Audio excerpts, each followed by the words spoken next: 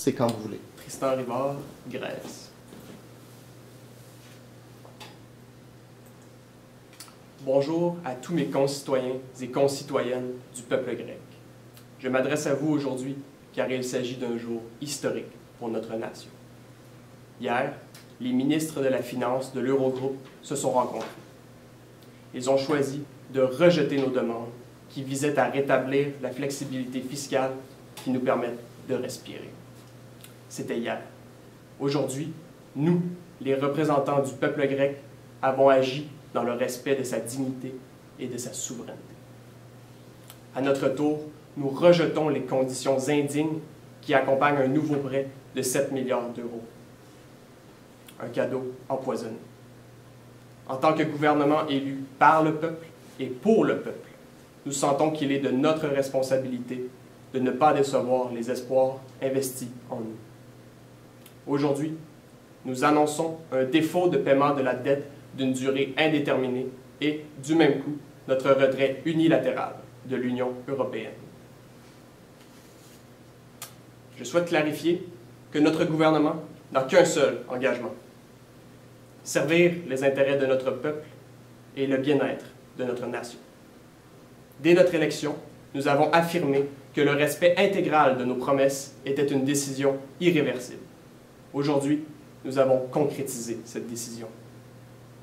Devant les demandes exorbitantes de la troïka financière, nous disons la seule chose qu'il est possible de dire: non.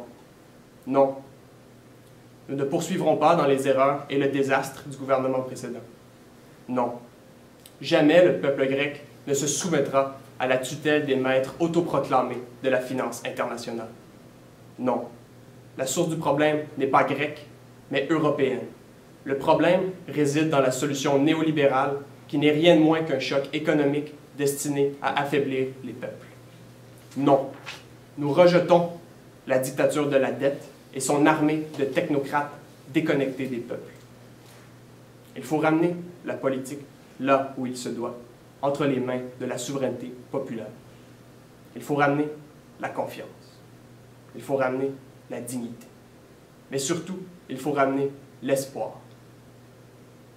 Depuis notre arrivée au gouvernement, nous voyons l'espoir, la dignité et la confiance raviver dans le cœur des Grecs.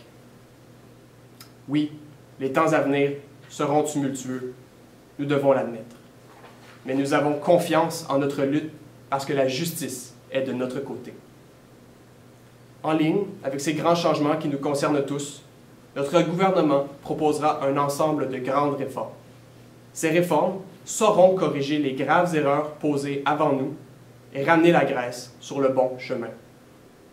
Si nous devons faire cavalier seul et renouer avec notre indépendance politique pour ce faire et protéger le peuple grec, ainsi soit-il. Cette année sera celle du retour à la croissance après plus de 6 ans de dépression économique, aggravée par les mesures drastiques d'une élite idéologique. S'ingérant dans la souveraineté inviolable du peuple grec en raison d'un gouvernement soumis à leur doctrine, ils ont poussé le chômage au-dessus de 25 % et réduit de plus du tiers les revenus des familles grecques.